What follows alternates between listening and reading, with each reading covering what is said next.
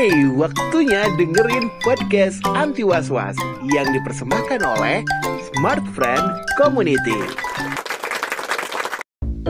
Bismillahirrahmanirrahim. Assalamualaikum warahmatullahi wabarakatuh.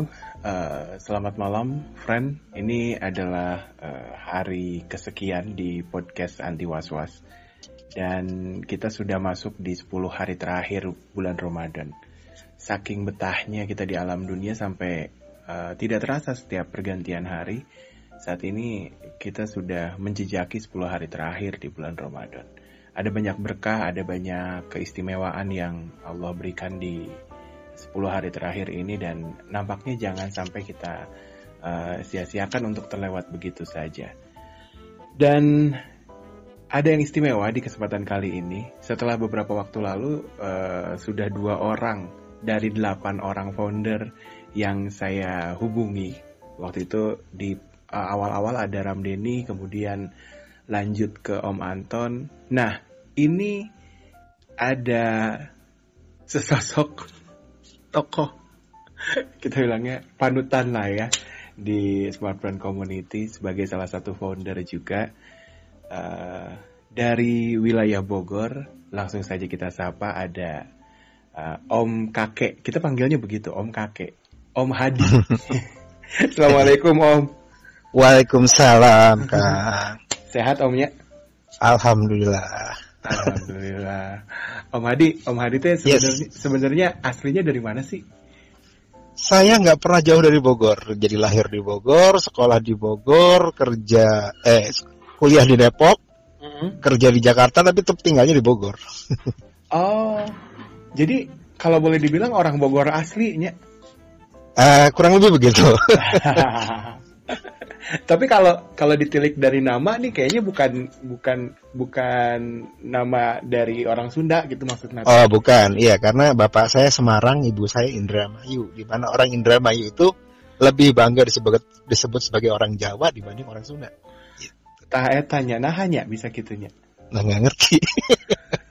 Saya mah diterima aja dikasih nama gitu. Oke. Om, kesibukan sehari-hari apa nih Om? Sejauh ini saya sebagai internet content retriever. Jadi saya bekerja. Jadi kerja saya itu mengambil atau mencarikan informasi dari internet berupa artikel, video, gambar, segala sesuatu yang diperlukan oleh tim saya di kantor. Jadi bisa dibilang sebenarnya saya dari dulu juga sudah work from home gitu. Kurang lebih begitu. Jadi kalau sekarang orang rame-rame PSBB, orang rame-rame work from home, social distancing, Om sudah duluan ya? Ya kurang lebih begitu deh. Tapi ada jam kantornya nggak Om kalau kayak gitu? Nah, nggak ada. Justru karena saya kerja di rumah itu, jadi bisa dibilang nggak ada jam kerja. Kapanpun teman saya order, kapan bos saya order, secepat mungkin saya kerjakan. Jadi bukan yang nggak mungkin orang mah jam 1 mau siap-siap tidur gitu ya. Saya malah sibuk cari data. Alah. Dan itu sering? Ya, begitulah. Nah, kayaknya itu juga yang kemudian jadi latar belakang Om begitu aktif di media sosial, utamanya Facebook ya? Iya, betul. Jadi saya pada akhirnya mikir, oh berarti kalau begitu nggak bisa diidentikan bahwa orang-orang yang kemudian main medsos terus itu orang-orang yang dalam tanda kutip pagawean atau nganggur gitu ya? Benar, betul. Jamnya bisa diatur lebih tepatnya. Oke. Nah, berarti Om kalau dengan adanya PSBB terus juga ya kejadian beberapa waktu belakangan ini, sebetulnya ada pengaruh nggak untuk kesibukan Om Hadi sendiri? Jadi begini, kantor saya mengizinkan saya ngantor seminggu cukup sekali. Kantor fisik ya? Kantor fisik ya. Kantor fisik saya adanya di Tanjung Barat, Jakarta Selatan. Nah, itu kantor saya mengizinkan saya ke kantor seminggu sekali setor jempol. Sebab sistem nggak bisa dibohongin. alhamdulillah teman-teman saya sekantor bisa mengerti kondisi saya. Nah, begitu ada social distancing ini, ada PSBB kayak gini, otomatis jangan kata ke stasiun kereta, karena saya lebih suka naik kereta ke kantor. Ini keluar komplek ke Indotit atau ke Alfatit itu juga kadang-kadang bingung untuk sekedar beli air galon atau gimana tuh kadang-kadang gitu. Kurang lebih begitu. Iya. Tapi berarti kalau begitu Om termasuk yang taat ya dengan aturan ini ya. Insya Allah. Ya betul. Jadi gini kayak udah mah hoream tuh apa ya? Malas gitu ya. Udah mau malas keluar rumah ditambah ada aturan ini, ya udahlah malas aja gitu. Jadi kayak memberi kesempatan malasnya lebih berkembang gitu. Tapi, nah, apa kemudian yang Om kerjakan ini yang jadi latar belakang juga Om bergabung sama Smart Friend Community gitu? Atau mendirikan justru, karena Om termasuk salah satu founder nih.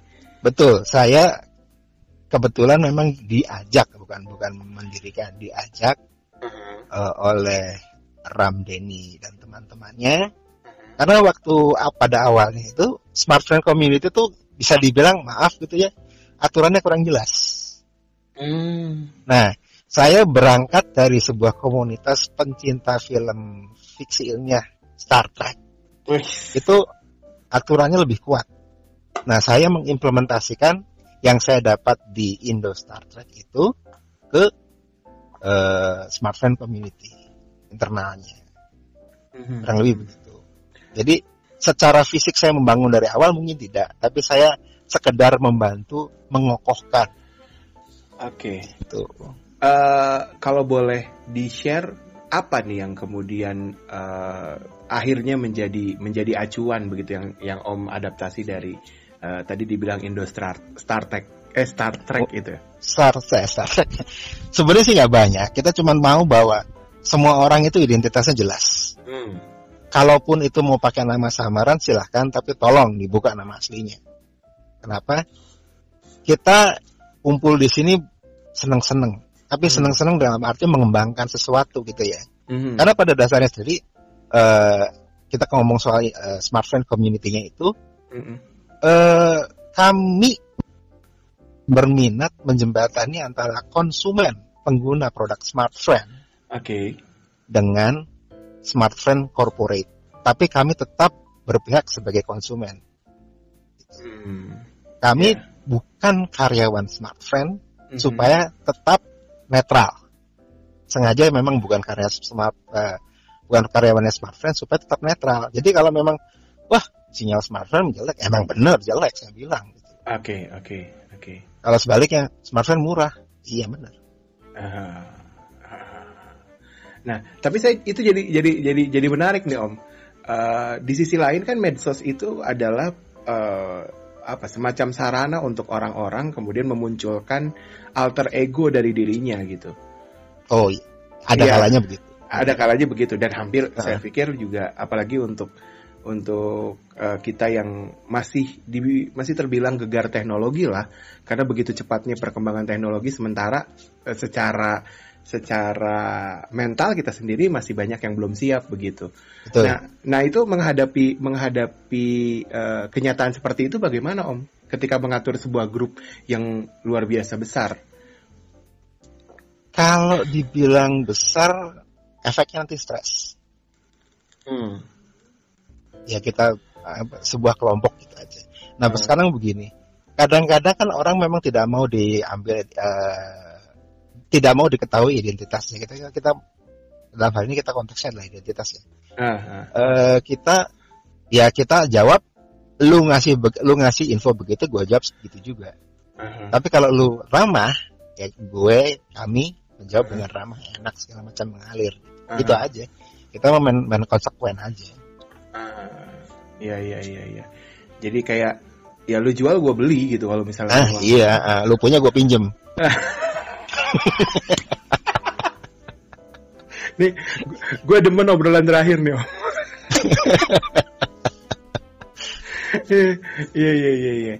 Nah, tapi jadi menarik nih ngebahas ini karena memang kan beberapa waktu lalu juga kita sempat diguncang dengan Facebook yang kemudian mengeluarkan semacam aturan bahwa kalau mau punya akunnya mesti pakai nama asli. Sempat ada wacana seperti itu ya Om ya? Betul, iya. Tapi ada sebagian orang juga khawatir kemudian ketika pakai nama asli, dia akan mudah di tracing dan akhirnya berimbas pada kehidupan sosial real life-nya gitu. Iya, betul. Nah itu menurut tanggapan Om sendiri kayak gimana? Karena begini, ada kalanya kami menyebutnya sebagai keyboard warrior ya. Jadi dia cuma yang berani itu cuma jempolnya doang, fisiknya mah enggak. Dia merasa lebih yakin, merasa lebih pede untuk melakukan sesuatu, untuk beropini, untuk mengeluarkan pendapat atau bahkan untuk bisa dibilang mendebat atau apapun gitu. Kalau dia pakai identitas alter ego-nya, kalau dia pakai identitas aslinya, mungkin ada beberapa norma atau aturan atau kebijakan yang tidak memungkinkan dia berbuat demikian. Ya kita sih yang menghargai aja, tapi ya konsekuensinya itu. Lo pakai nama ajaib ya gue jawab secara saklek aja. Iya. Kayak Eci sayang lalu kamu celamanya gitu. Iya betul. Ya itu jawabnya kalau dia nanyanya apa panjang, kita jawab singkat. Apakah produk ini bisa pakai begini tapi melihat namanya kayak gitu? Ya bisa. Tidak aja udah. Tutup aja threadnya. Biar nggak panjang. Iya. Tapi ini kan gini Om, kan sebagai admin pasti yang bisa meloloskan dan tidak sebuah tweet untuk diangkat di atas forum. Gitu ya, di forum gitu ya. Nah, pernah kejebak gak? Sering. Itu biasanya dia ngedit post atau gimana tuh sebenarnya? Iya. Satu, dia ngedit post. Awalnya pertanyaannya postingannya tuh manis, sopan, normal. Begitu dia approve sama dia diedit. Mencaci maki segala macam. Atau dia memang mancing kerusuhan. Jadi kalau dia udah kasih kode, kalau postingan gua nongol, lu sikat ya, lu bantu sikat ya sama teman-temannya sama kawanannya gitu. Terus, nah fenomena kayak gini kan udah kayak sudah lumrah ya Om ya di dunia maya ya. Bisa dibilang begitu. Tapi ketika pernah nggak sih sampai berimbas ke dunia nyata gitu Om? Sejauh ini ya saya secara fisikal tidak pernah meladeni mereka gitu ya. Tidak pernah. Tapi ketua umum komunitas kami itu pernah iseng nyamperin. Setelah di trace IP-nya segala macam ketahuan ada dia tinggalnya di sini dan akhirnya ketahuan bahwa itu sebenarnya berlokasi di kampung tetangganya. Alah. Cuman segitu doang gitu. Cuman beda RT katanya sih. Didatengin orangnya nggak ngaku. Ya itu lagi. Itulah sebuah keyboard warrior itu seperti itu kurang lebih. Jadi jari jempolnya aja yang jahat, orangnya mah kecut gitu. Nggak ada nyarinya. Iya. Maaf gitu ya. Tapi ini kemudian menurut Om apakah ini menjadi masalah tersendiri gitu untuk keberlanjutan internet sehat di Indonesia sebenarnya? Atau ini bumbunya aja gitu? Ini bumbu. Dan itu sebuah resiko. Di mana orang berusaha tampil anonimus gitu ya. Ya karena tadi yang sudah saya sebut tadi, mungkin karena kalau dia pakai identitas aslinya dia tidak mungkin atau gimana gitu. Itu pasti ada. Ibaratnya orang kalau mau internet kan ada yang bela-belain pakai VPN kan? Iya benar.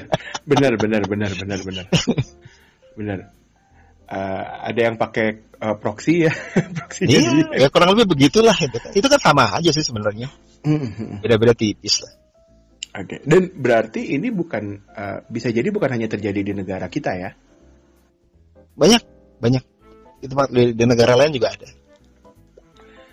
Bahkan di negara maju sekalipun. Iya, karena saya kebetulan juga. Jadi begini, di negara selain Asia Tenggara, penikmat Star Trek dan penikmat Star Wars itu musuhan. Oh ya? Ya, serius. Oh, musuhan. Kayak MU sama Liverpool misalnya gitu ya? Ya, kurang lebih begitu. Mereka tuh musuhan, mereka tuh nggak akur, saling mencela, segala macam. Cuma di Asia Tenggara aja, yang saya tahu ya, Indonesia, Malaysia, Singapura, kedua fanbase itu akur dan sering kadang-kadang nonton bareng kalau ada film baru. Jadi penikmat Star Trek menikmati nonton bareng Star Wars, juga sebaliknya juga begitu. Nah di luar sana itu juga ada komunitas semacam Indo Star Trek gitu ya. Nah itu kadang-kadang ada juga gitu orang-orang Star Wars itu yang suka nonton Star Trek juga. Nah kalau mereka dia pakai ID aslinya, bisa dibully abis sama sesamanya kan. Maka mereka gunakan ID alternate itunya. Itu aja. Alter ego. Alter ego. Oke. Aduh, sebenarnya kalau misalnya kita bahas nih ini akan panjang banget karena menarik banget buat saya gitu karena beneran saya mah selama ini kemudian munculin teori sendiri karena nggak entah kenapa ya di kita tuh susah banget udah dibilangin jangan nyebarin hoax.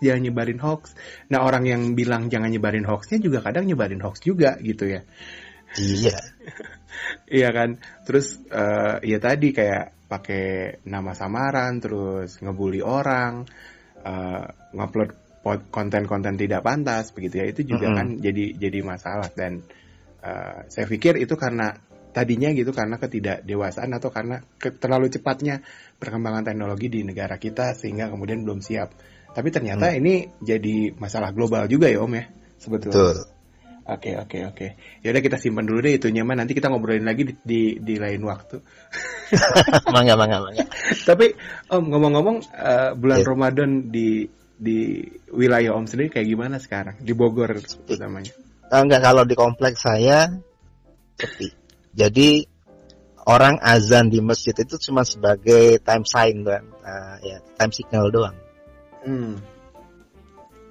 Bahkan di blok saya ini, di klaster saya ini, yang bangunin anak-anak itu pukul-pukul segala macam itu sahur deh. Itu cuma sampai pintu doang. Sama itu nggak boleh masuk. Sama security nggak boleh masuk. Iya. Berarti ada yang kalau boleh dibilang ada yang berasa ada yang hilang kali ya? Iya, bisa dibilang banyak ada yang hilang gitu. Kalau Om sendiri kan biasanya kalau malam bulan Ramadan udah gitu menjelang 10 hari terakhir gitu kan. Biasanya ada ya sebenarnya dari awal juga ada yang tadarusan di masjid gitu kan ya. Benar. Ini sepi. Duh, jadi kalau kata orang Sundanya mah keeng ya Om ya? Bisa dibilang begitu keeng. Om di rumah tinggal sama siapa Om? Ya saya cuma bertiga aja, istri satu, anak satu. Enggak, saya nanya karena gini karena kalau mungkin juga teman-teman ada yang kemudian mengenal juga Om Hadi atau kalau di komunitas kita manggilnya Om Kakek gitu. Tapi kenapa sih dipanggil Om Kakek? Tampang saya boros.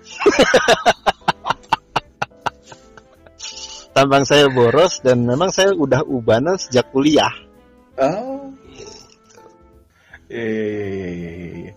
Jadi sebenarnya uban juga nggak bisa jadi patokan umur ya sebenarnya ya. Iya itu genetik sih susah.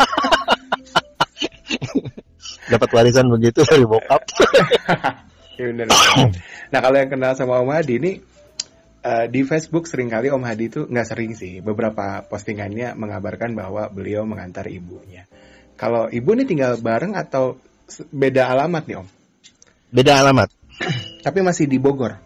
Masih di Bogor, saya di Bogor Barat, ibu saya di Bogor Tengah. Berarti sudah sepuh Om ya? Ibu saya lahir tahun 48, jadi bisa dihitung. 48, 72 ya Om ya? Iya. 72 tahun. Dan Om Hadi ini sering kali bilang kalau nganter ibunya check up dan sebagainya. Om, segimana sih peran seorang ibu buat seorang Om Hadi nih? Kalau saya pernah baca di Facebook, ayah itu adalah ayah itu seperti seorang gadis pertama kali akan jatuh cinta pada seorang laki-laki yang tidak lain adalah ayahnya. Cinta pertamanya begitu ya? Cinta pertamanya adalah ayahnya. Uh-huh. Dan ini juga sama. Gitu. Cinta pertama saya itu ya ibu saya. Oke.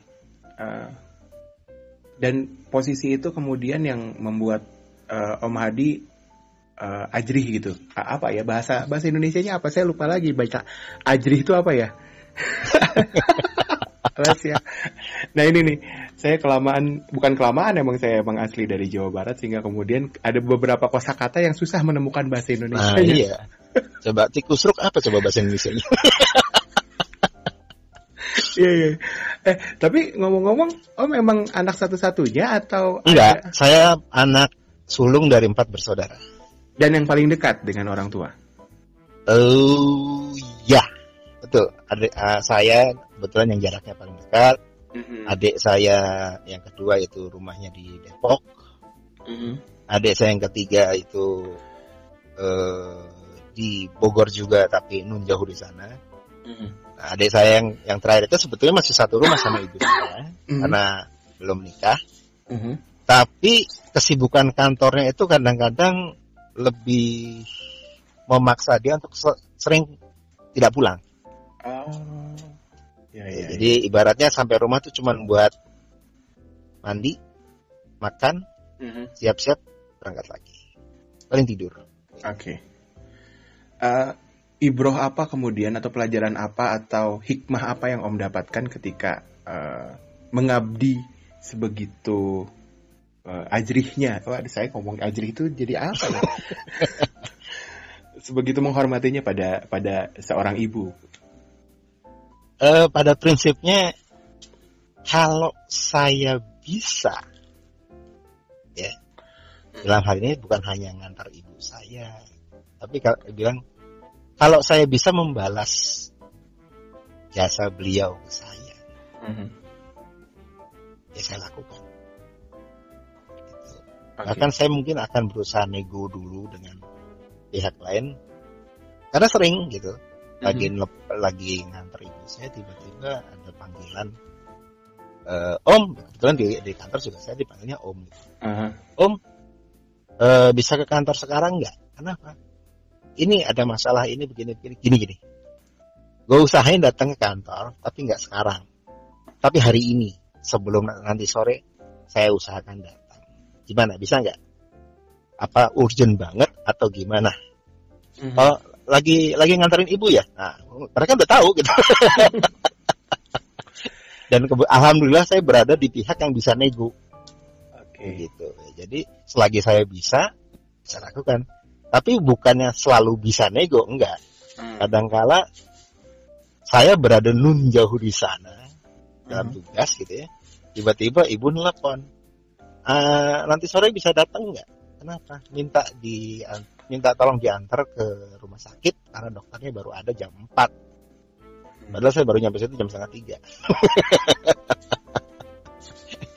Ya, saya dengan sangat amat menolak, maaf Bu lagi begini. Jadi enggak betul-betul 100% ibu saya minta apa saya kasih, enggak. Kondisional juga gitu. Tapi selagi saya bisa, why not? Oke. Gitu. Ada apa ya, semacam visi tertentu nggak dari Om nih yang kemudian berpikir bahwa gue ngelakuin ini biar nanti saya melakukan ini biar nanti saya juga diperlakukan sama oleh anak saya gitu. Saya orangnya cuek sih ya. Jadi apapun yang dilakukan anak saya nanti itu terserah dia. Bukan berarti saya nggak pamrih ya. Tapi saya berpikir bahwa setiap orang pada masanya akan berbeda. Yep. Jadi Sebagai contoh begini, zaman saya baru mulai kerja dan bapak saya masih ada, itu beliau pernah nanya, "Dek, kamu kok pulang kok nyampe rumah itu kok jam 7, jam 8, jam 9 malam. Itu kamu di kantor ngapain?" Itu yang nanya seorang ayah kelahiran tahun 36 yang jadi PNS, which is berangkat sampai kantor jam 8, jam 2 udah di rumah. Udah di rumah ya. Iya, udah di rumah. Udah pakai sarung, udah nyantai lah. Nah, sekarang kan kondisinya nggak bisa begitu kan? Iya, benar. 9 to 5. Itu kalau di Bogor. Kalau di Jakarta hitung tambah mondar mandirnya. Dan saya kebetulan waktu itu bekerja di post production house, rumah geria pasca produksi, bikin iklan TV. Nah itu waktunya bisa dibilang ya semau-maunya klien kami. Ya, benar. Bahkan bisa nggak pulang. Benar. Iya. Gak pulang. Nah hal seperti itu tuh sampai akhirnya hidup almarhum bapak saya itu, dia masih belum dapat ide itu. Konsep itu tuh masih belum dapat. Dia taunya bahwa saya sampai jam paling telat itu jam 5 udah nyampe rumah. Kantor saya di Jakarta, Pak. Naik keretanya aja 2,5 jam. Berarti, nah dengan demikian saya juga tidak bisa berharap semoga nanti saya diperlakukan demikian dengan anak saya. Nggak bisa. So there will no regrets gitu nantinya kalau misalnya ada tidak sesuai harapan gitu. Iya, saya menghindari hal seperti itu. Bukan seberarti saya sok mandiri ya, enggak. Saya juga masih butuh bantuan orang lain, tapi saya tidak berharap banyak akan diperlakukan seperti itu nanti. Oke. Jadi merinding saya dengerinnya. Ya, karena dingin juga sih, Om. Sama. Barusan baru dilupin AC-nya. Satu lagi, dan malam Jumat. Enggak. Yeah. Oke, Om, terakhir mungkin ada yang mau disampaikan nih buat teman-teman, mungkin juga nanti ada yang dengerin dari teman-teman yang juga anggota di Facebook grup dari Smart Brand Community yang Om asuh di dalam tanda kutip. Silakan, Om. Iya, intinya sih selagi masih ada orang tua, hormati mereka, gitu ya. Kali ini konteksnya adalah konteks terakhir. Kang Dado tadi minta topiknya adalah orang tua. Selagi masih ada orang tua ya hormati mereka. Jadi punya orang tua itu kadang-kadang memang ngeselin asli. Saya ngaku kesel. Terutama pada fase umur-umur tertentu itu bakal berasa keselin banget. Mak gue ini resak banget sih, ini bokap lu gimana sih? Tapi ingat, suatu saat kamu juga akan seperti itu. Jadi ya hormati aja dulu. Buatlah sebuah kompromi yang enak gitu. Jangan sampai ntar malah begitu mereka nggak ada nyesel. Ya. Gitu. Benar. Bahkan itu kalau maaf saya saya bukan generasi milenial, tapi saya generasi kolonial gitu ya. Kalau sempat nyari di YouTube, itu ada lagu dari grup namanya Mike and Mechanics. Dia tuh Mike Rutherford, gitarisnya Genesis. Itu punya lagu judulnya Living Years.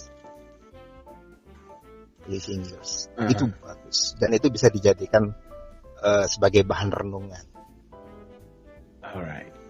Jangan sampai lu nyesel gitu aja. Ya kalau nggak suka ya pantas lah. Kita kadang-kadang sama teman sebaya aja masih bisa nggak seneng kan? Beda pendapat, beda segala macam. Ini apalagi orang tua yang selisih umurnya 20 tahun lah minimal gitu kan. Yeah. Pasti gap generation itu pasti ada. Tapi ya begitulah kehidupan. Ya. Bahkan kadang hanya untuk ngasih tahu cara ngirim gambar di WhatsApp tuh gimana ya? Aduh Kang, bener Kang. Saya juga ngasih tahu ibu saya bagaimana supaya tidak terjebak ngirim hoax itu. Waduh, susah. Tapi harus tetap dikasih tahu dengan cara yang lebih bisa dimengerti oleh beliau gitu ya. Bu, jadi ini begini, sebuah berita apalagi dari grup WhatsApp segala macam itu, tolong dicek lagi. Ini belum tentu benar. Kenapa? Kalau ini berita nggak benar disebarin, itu namanya fitnah, ya kan? Kalau fitnah dalam hukum Islam bagaimana? Nah, itu aja. Iya. Terus caranya gimana supaya ini bisa tahu ini hoax atau bukan? Jadi saya tahu. Ini caranya bisa googling, caranya pencet ini, ketik ini, coba dilihat lagi. Ibu kan udah dibeliin kuota, nah dipakai kuotanya Bu. Iya benar. Iya, itu yang kadang sering kali kita lupa ya, bahwa mereka juga yang berjasa mengajarkan teknologi pertama kali ke kita. Betul. Walaupun itu hanya sekedar gimana caranya nyalain TV. Rudimen banget gitu lah ya. Iya kan, walaupun itu hanya sekedar gimana caranya nyalain TV. Betul. Gimana caranya goreng biar nggak gosong gitu kan. Benar. Om, luar biasa malam hari ini obrolannya, senang banget saya. Terima kasih. Alhamdulillah kalau bisa diterima dan cocok. Itu kayak jualan nih. Hah? Iya dong. Ini kan sedikit jaim juga. Branding ini, personal branding. Oh iya benar. Oke, Om Kakek sehat selalu ya. Salam buat keluarga. Alhamdulillah, insya Allah. Iya. Oke, hatur nuhun. Assalamualaikum. Waalaikumsalam, sami-sami. Ya, itu dia obrolan saya bersama dengan Om Hadi, atau kami mengenalnya dengan sebutan Om Kakek. Semoga ada banyak hal yang bisa kita ambil hikmahnya begitu ya. Ketika kita tidak bisa mengalaminya, maka pelajarilah dari pengalaman orang lain. Begitu orang bijak bilang. Kita sama-sama berharap semoga tentunya juga apa yang terjadi hari ini di tengah-tengah kita segera selesai, segera berakhir, segera menemui titik terang, sehingga kemudian kita juga bisa berkumpul lagi di kehidupan yang lebih baik begitu ya. Saya Big Dado Firmansyah harus undur pamit dari hadapan teman-teman semua. Jangan lupa untuk ikuti terus hal-hal menarik, kegiatan-kegiatan menarik yang ada di Smart Friend Community dan juga di Smart Friend. Saya infoin lagi nih, ada kompetisi game online. Ini se-Indonesia melibatkan 21 provinsi dan hadiah totalnya itu 500 juta rupiah. Gede banget, jadi teman-teman sebenarnya kalau untuk pendaftaran sudah ditutup ya, tapi teman-teman bisa mengikuti bagaimana kemudian keberlangsungan event itu di channel media sosialnya Smart Friend. Terus juga teman-teman jangan lupa untuk ikuti terus event-event online yang digelar di Smart Friend Community di media-media sosialnya. Di YouTube ada ini podcast Anti Was-Was. Kemudian juga ada sesekali ada live streaming, seperti tadi juga ada live streaming tentang game online ya, atau e-sport. Terus juga ada live IG setiap subuh jam 4 sampai jam 4:30. Ada quiz Twitter juga yang hadiahnya luar biasa. 1 buah handphone sebagai hadiah utama. Dan sekarang ini lagi ada event TikTok juga ya. Jadi bisa diikutin juga tuh. Untuk di My Smart Friend aplikasinya jangan lupa untuk di-download, karena lagi ada juga Scratch and Win. Teman-teman bisa dapetin infonya di aplikasi My Smart Friend. Sekarang juga diinstal dan langsung ikuti eventnya. Saya Big Dado Firmansyah undur pamit. Terima kasih untuk yang sudah menyimak. Mohon maaf jika ada kata yang kiranya kurang berkenan. Billahi fisabilillah. Assalamualaikum warahmatullahi wabarakatuh.